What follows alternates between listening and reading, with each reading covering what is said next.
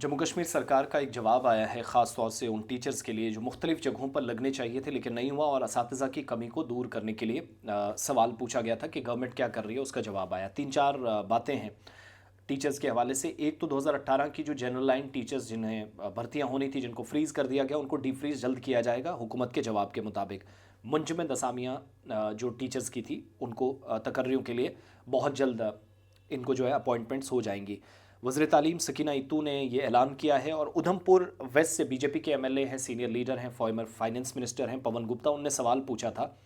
उनने कुछ इलाकों के अंदर टीचर्स की असामियाँ खाली हैं, हम सीआरसीज़ को भी शामिल कर रहे हैं हुकूमत के जवाब के मुताबिक। और टीचर्स की जो पोस्ट हैं 2018 में मुंजमद की गई, इसलिए टीचर्स को बराह रास्त एसआरओ के तहत या रिक्रूटमेंट बोर्ड के ज़रिए तैनात नहीं किया जा सकता गवर्नमेंट के मुताबिक।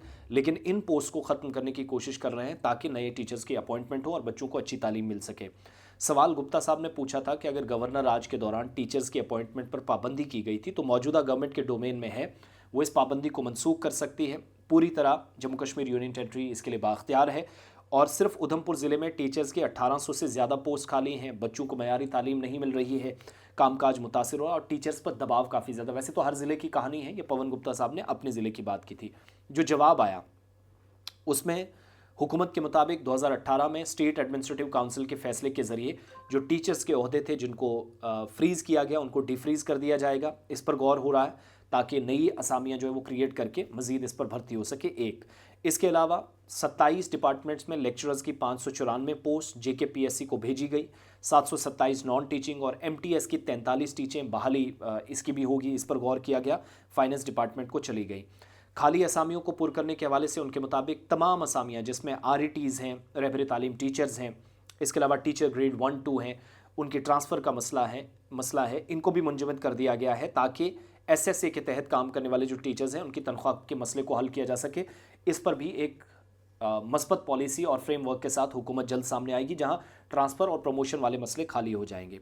साथ साथ उनके मुताबिक 2025-26 में वज़ीर तालीम सकीना इत्तू साहिबा के मुताबिक कुल 258 सीनियर लेक्चरर्स को इंचार्ज प्रिंसिपल पर तरक्की दी गई। इसके अलावा 56 पीजी मास्टर्स और टीचर्स को इंचार्ज लेक्चरर्स के तौर पर तरक्की दी गई। 551 पीजी मास्टर्स और टीचर्स को इंचार्ज हेड मास्टर बनाया गया। 500 से ज़्यादा एक्स्ट्रा टीचर्स को बतौर हेड मास्टर तैनात करने की तजवीज़ फ़िलहाल महकमे के ज़रिए गौर है, जिस पर कुछ दिनों में फैसला होगा।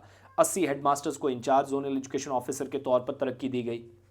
नॉन गेजेटेड कैडर में 2025-26 में 1170 टीचर्स को मास्टर्स के ओहदे पर तरक्की की गई। इसके अलावा उधमपुर ज़िले का भी जवाब दिया, मैं उस पर बाद में आऊँगा। लेकिन स्कूलों में जो टीचर है 1:16 है। असातिज़ा और तलबा का तनासुब वो बाकी स्टेट्स और यूटीज़ के मुकाबले अच्छे हैं, लेकिन यहाँ के हालात टोपोग्राफी या जियोग्राफिकल एरियाज़ जब आप देखते हैं तो पता चलता है मुश्किल काफ़ी ज़्यादा है। अमला हर स्कूल के अंदर काफ़ी हो, एमटीएस से लेकर लेक्चरर्स, मास्टर्स, ग्रेड 2, ग्रेड 3 के टीचर्स, एसएसए के तहत और सीआरसीज जो कम्युनिटी रिसोर्स पर्सनस हैं उनको भी इन्वॉल्व हुकूमत कर रही है। अगले कुछ दिनों में उनके एजाज़िये पर भी गौर व खौज होगा हुकूमत के मुताबिक। तो चीज़ें बेहतर करने की with in the domain of J and के यूनियन टेरिटरी गवर्नमेंट्स वो सारी चीज़ें इस वक्त चल रही हैं हुकूमत के जवाब के मुताबिक।